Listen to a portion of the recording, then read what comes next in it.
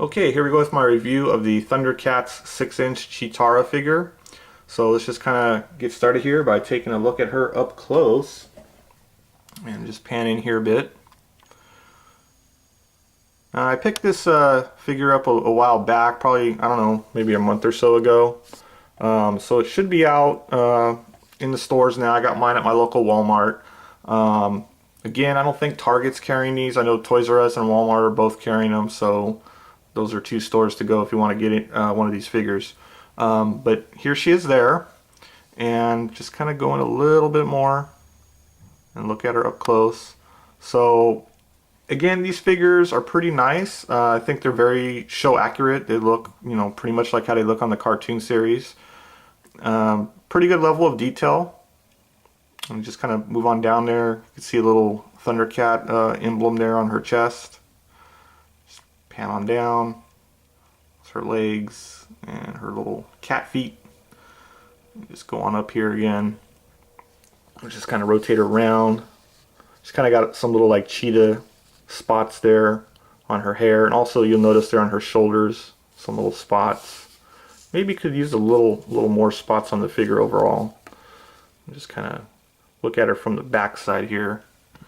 Let's go out just a little bit. So her hair's just one big piece of plastic there, which is a little unfortunate, but that's pretty much how she looks up close. And before we move on here, looking at the rest of the figure here, I just wanted to point out a little bit about the package that the figure came in.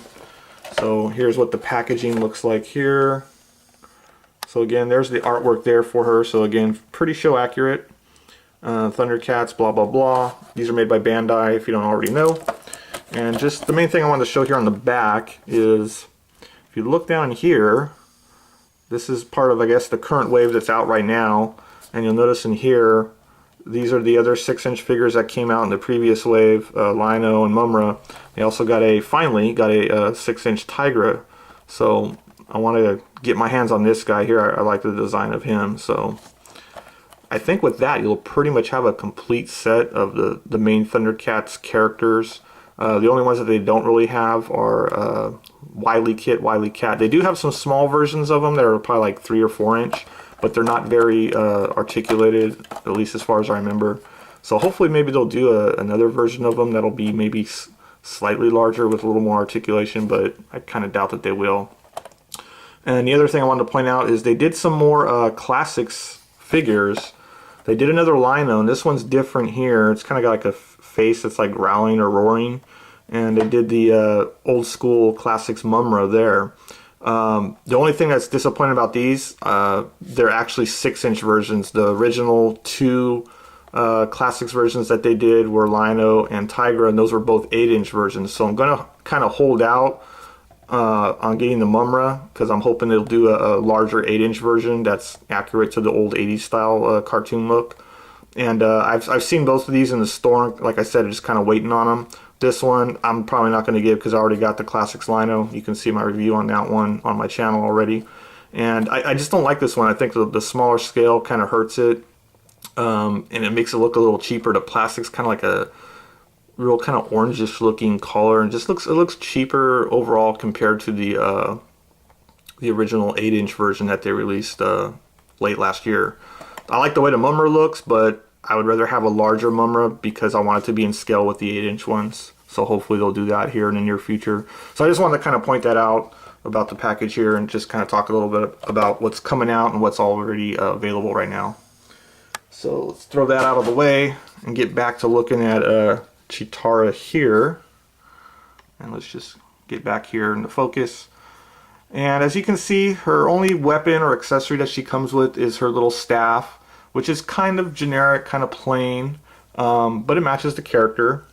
And you can remove it from her hands. It just fits in there pretty well.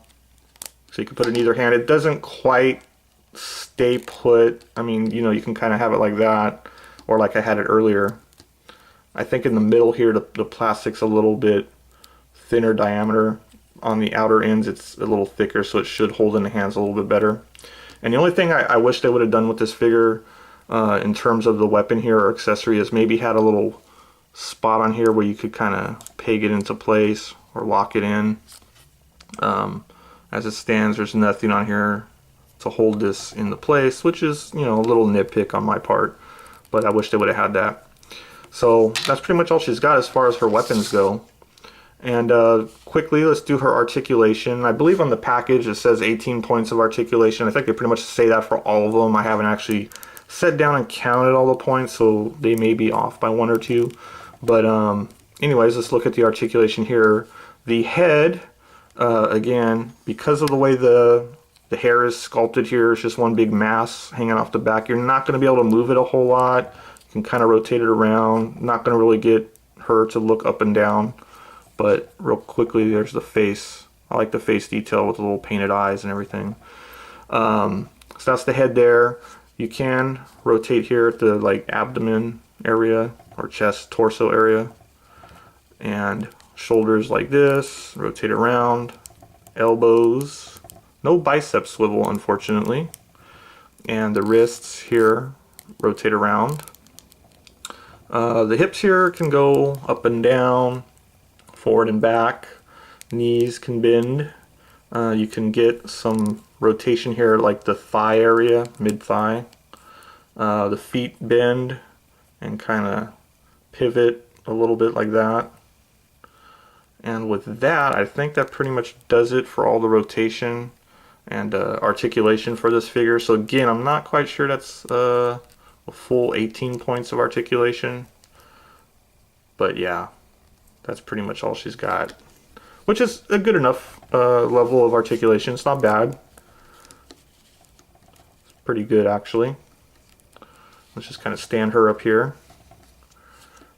And let's do a little bit of a comparison here, or reference with the other 6-inch figures that are out. And I got Panthro here and the 6-inch Lino.